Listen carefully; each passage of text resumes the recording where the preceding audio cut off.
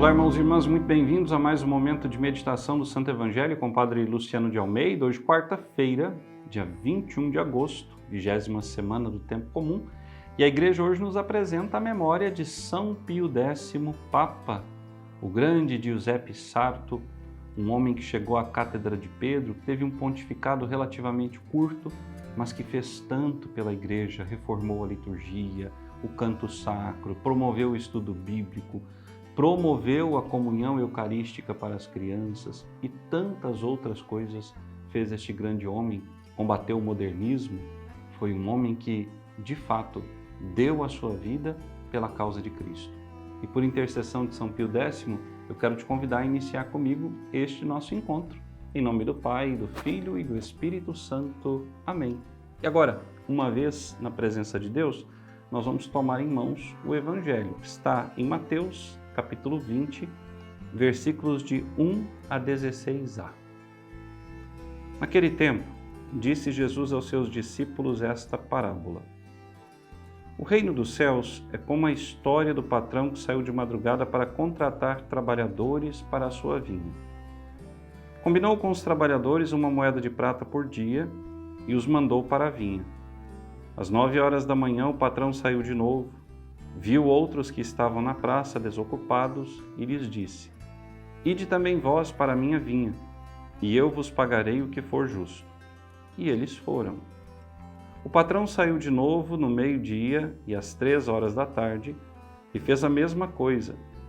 Saindo outra vez pelas 5 horas da tarde, encontrou outros que estavam na praça e lhes disse: Por que estáis aí o dia inteiro desocupados? Eles responderam: Porque ninguém nos contratou.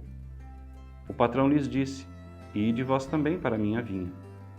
Quando chegou a tarde, o patrão disse ao administrador: Chama os trabalhadores e paga-lhes uma diária a todos, começando pelos últimos até os primeiros.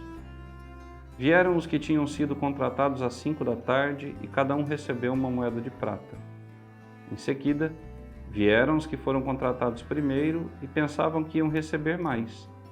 Porém, cada um deles também recebeu uma moeda de prata. Ao receberem o pagamento, começaram a resmungar contra o patrão.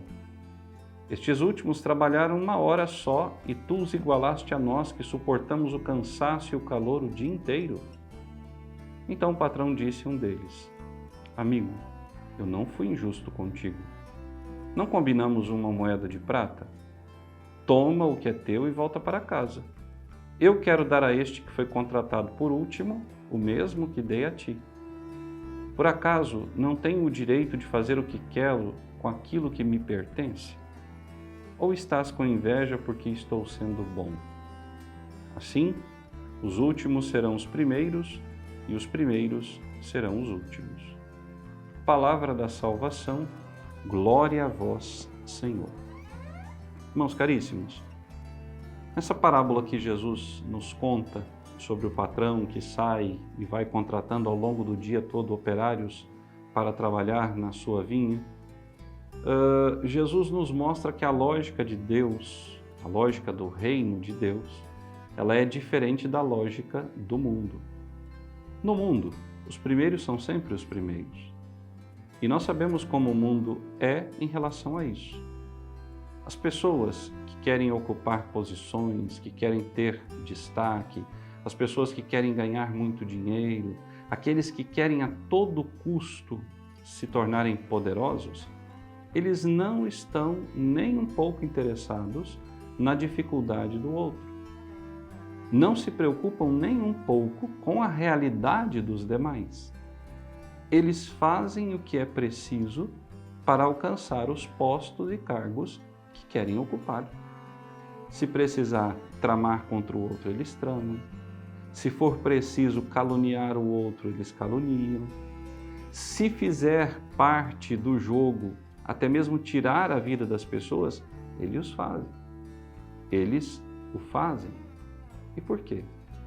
Porque o que os move não é o bem comum, mas é o bem próprio. O que os move é o egoísmo e não a generosidade. Pessoas egoístas pensam em si mesmas.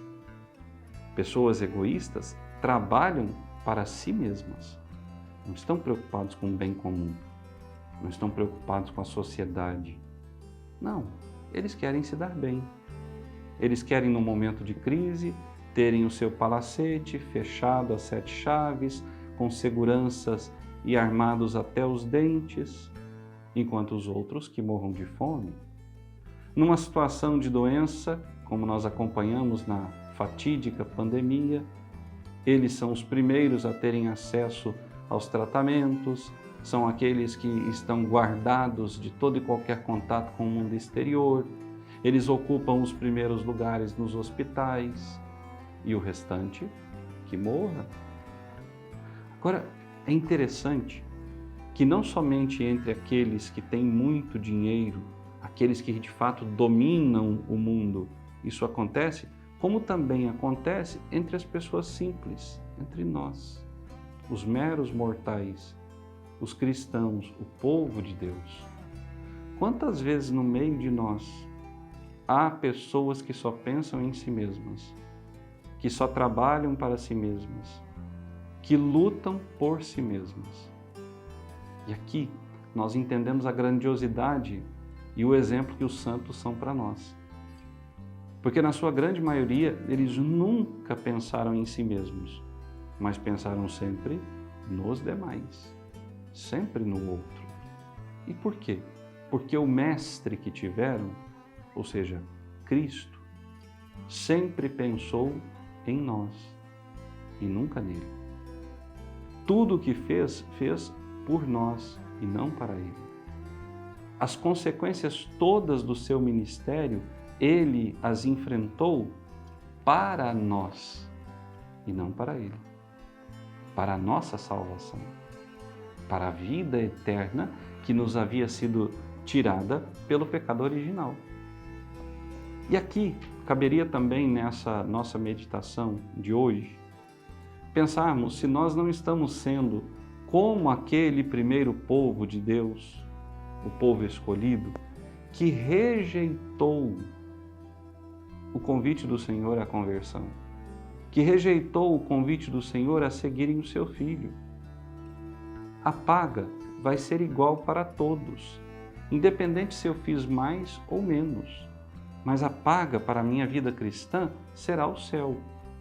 Mas eu estou atento a esse pagamento, a essa moeda de prata que é o reino dos céus? Ou eu estou no reino de Deus, ou estou na igreja, estou na comunidade, mas sempre almejando mais, sempre desejando destaque, sempre querendo um cargo, sempre buscando atenção e holofotes. Os que vivem assim não chegarão ao reino dos céus, não verão a face de Deus. O reino dos céus é dos humildes, daqueles que se contentam em estar onde o Senhor os colocou, que se esforçam por fazer aquilo que o Senhor lhes pede, que reconhecem as suas falhas e que têm a humildade de pedir perdão.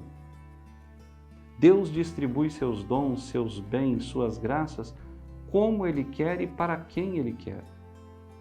Não cabe a nós, nessa murmuração que muitas vezes invade o nosso coração e a nossa alma, ficarmos questionando as decisões de Deus.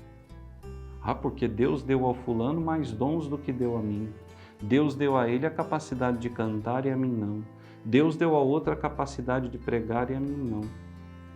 Deus pode ter te dado o dom do silêncio, tão necessário nos nossos tempos. Deus pode ter te dado o dom do escondimento, para que você no silêncio, no escondimento, em oração, fortaleça a caminhada, a vida e a luta de tantos que estão na linha de frente trabalhando pelo reino. Eu quando penso nessa situação de que Deus coloca cada um no seu lugar e onde eu devo estar, eu me lembro sempre das irmãs no Carmelo. São mulheres que estão ali trancadas para o mundo, mulheres que estão ali muitas vezes esquecidas da grande maioria de nós, mas que fazem um trabalho que nós não vemos e que nos sustenta na nossa batalha diária. E que trabalho é esse? A oração, a intercessão. Nós não podemos nessa grande seara do Senhor, querermos aquilo que o Senhor deu para o outro, que Ele dará igualmente a nós. Mas nós temos que merecer a recompensa que o Senhor veio trazer. E aqui entra a pergunta que hoje, eu preciso me fazer e te fazer. Nós somos merecedores das bênçãos que Deus quer derramar sobre a nossa vida? Se somos, louvado seja o Senhor. Se não somos, que nos emendemos. Que não fiquemos reclamando, murmurando, resmungando, como diz o Evangelho, acerca daquilo que Deus está fazendo na vida do outro. Se Deus está fazendo, é porque o outro tem correspondido. Eu e você, estamos correspondendo? Receba a bênção final. O Senhor esteja convosco. Por intercessão da bem-aventurada Virgem Maria, de São José, seu esposo, e São Miguel Arcanjo, desça sobre vós, vossa família, vosso trabalho, sobre todas as vossas necessidades materiais e espirituais, e permaneça para sempre a bênção de Deus Todo-Poderoso, Pai, Filho e Espírito Santo. Amém. Até amanhã.